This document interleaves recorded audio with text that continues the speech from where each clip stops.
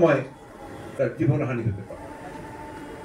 আমি আগে আপনাদের বলেছি যে একটা অত্যন্ত পরিকল্পিতভাবে একটা চক্রান্তের মধ্য দিয়ে, যে চক্রান্তের মধ্য দিয়ে এই দেশের স্বাধীনতার ঘোষক শহীদ প্রেসিডেন্ট জিয়াউর রহমানকে হত্যা করা হয়েছিল, যে চক্রান্তের মধ্য দিয়ে স্বৈরাচার একটা নির্বাচিত সরকারকে উচ্ছেদ করে ক্ষমতা দখল করেছিল, সেই চক্রান্তের মধ্য দিয়ে বাংলাদেশের যে গণতান্ত্রিক প্রতিষ্ঠানগুলোকে ধ্বংস করে দিয়ে একটা একদলীয় শাসন ব্যবস্থা মতোই একটি ছদ্মবেশী একটা শাসন ব্যবস্থা স্থাপন করতে চলেছে বর্তমান সরকার। সেই চক্রান্তের কারণেই আজকে এই দেশের সবচেয়ে সংগ্রামী নেতা, গণতন্ত্রের জন্য সংগ্রামী নেতা, স্বাধীনতা সমৃদ্ধ রক্ষার সংগ্রামী নেতা দেশনেত্রী বেগম খালেদা জিয়াকে সম্পূর্ণ মিথ্যা একটি মামলায় মামলা সাজিয়ে তাকে ফরমায়েশি সাজা, পরবর্তীকালে সবচেয়ে যেটা কষ্টকর এবং দুর্ভাগ্যের কথা যে আদালত থেকে তার ছেলেকে বৃদ্ধি করে 5 বছর 10 বছর করে দেওয়া, এটা করা হয়েছে একমাত্র উদ্দেশ্য সেটা হচ্ছে যে তাকে রাজনীতি থেকে দূরে সরিয়ে রাখা। আমি আগে আপনাদেরকে বলেছি যে বাংলাদেশের দুর্ভাগ্য যে রাজনৈতিক দলটি সবসময় গণতন্ত্রের কথা মুখে মুখে বলে, তারা বলে যে তাদের কাছে গণতন্ত্র সবচেয়ে নিরাপদ, তারা কিন্তু আজকে নয় 1975 সালেও এই গণতন্ত্রকে ধ্বংস করে একদলীয় শাসনকর্তা বাকশাল নিয়ে এসেছিল। একইভাবে আজকে তারা ক্ষমতায় আসার পর থেকে 2009 সালের পর থেকে অত্যন্ত সুচতুরভাবে পরিকল্পিতভাবে গণতান্ত্রিক প্রতিষ্ঠানগুলোকে তারা একে একে ধ্বংস করে চলেছে। আপনারা দেখেছেন প্রথমেই ধ্বংস করেছে তারা যে জিনিসটি আন্দোলন করেছিল, যে কেয়ারটেকার গভর্নমেন্ট, তত্ত্বাবধায়ক সরকারের বিধান, যেখানে এই দেশের মানুষ সব মেনে নিয়েছিল, দেশের বেগম খালেদা যেটাকে সংবিধানে সন্নিবিষ্ট করেছিলেন, সেটাকেই তারা প্রথম আঘাত করেছে, বাতিল করেছে, এই নির্বাচন প্রক্রিয়াকে ধ্বংস করে দিয়েছে। এরপরে তারা প্রশাসনের একটি স্তম্ভ, একটি প্রতিষ্ঠান, এই প্রতিষ্ঠানগুলোকে তারা দলীয়করণ করেছে, ধ্বংস করে দিয়েছে। তা বিচার বিভাগ, প্রশাসন, পুলিশ বিভাগ, প্রত্যেকটি বিভাগে তারা দলীয়করণ চূড়ান্ত পর্যায়ে করেন।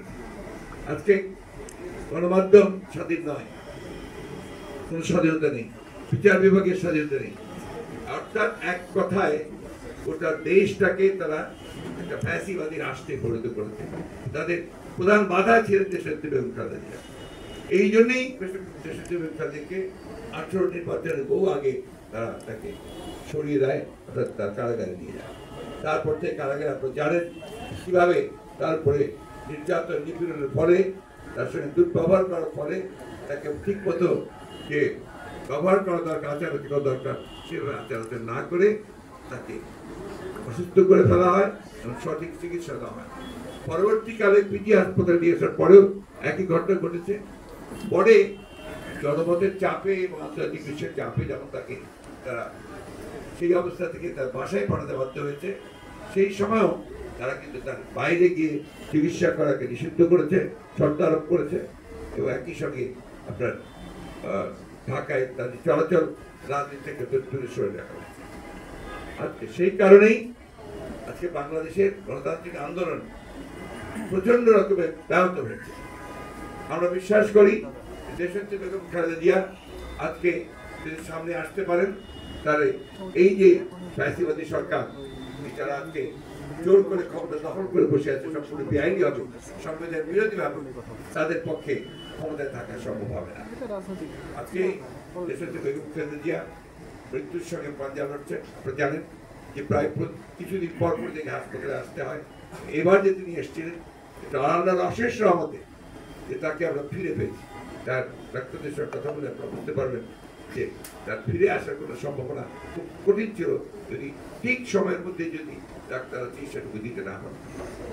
এই একটা অবস্থার মধ্যে আমাদের চিকিৎসকরা বারবার বলেছেন যে তার চিকিৎসার জন্য বাইরের উন্নত জায়গায় প্রতিষ্ঠায় নেওয়া উচিত, কিন্তু সেই জায়গায় উন্নত কেন্দ্রে, চিকিৎসা কেন্দ্রে তাকে সরকার দিচ্ছে না। তাই নয়, সরকার কিন্তু পরিকল্পিতভাবে আদালতকে ব্যবহার করে, আদালতের কথা বলে সেখান থেকে তাকে বঞ্চিত করে। সেই জন্যই সাংবাদিক বন্ধুরা, আজকে বিএনপি সিদ্ধান্ত নিয়েছে যে দেশনেত্রী বেগম খালেদা জিয়ার যে মুক্তির আন্দোলন, এই মুক্তির আন্দোলনকে আরো বেগবান করা হবে এবং এই মুক্তির আন্দোলন অত্যন্ত দৃঢ়তার সঙ্গে বাংলাদেশের জাতীয়তাবাদী দল, সেই সঙ্গে বাংলাদেশ জাতীয় দল আশা করে এর সঙ্গে দেশের আপামর জনসাধারণ তার সঙ্গে একাত্ম হবে এবং গুরুদের বিশ্বাস যে আমাদের সঙ্গে যারা যুগপৎ আন্দোলন করছেন তারা ইতিমধ্যে আপনারা লক্ষ্য করেছেন, তারা অনেকেই স্টেটমেন্ট দিয়েছেন, তার খালেদা জিয়ার যে শারীরিক অবস্থাতে উদ্বেগ প্রকাশ করেছেন, তার মুক্তির কথা বলেন। আমরা এই মুক্তির আন্দোলনকে একটা চূড়ান্ত পর্যায়ে নিয়ে যেতে চাই। সেই লক্ষ্যে আমাদের আজকে যে যৌথ সভা হয়েছে, সেই যৌথ সভায় আমরা কয়েকটি সিদ্ধান্ত নিয়েছি।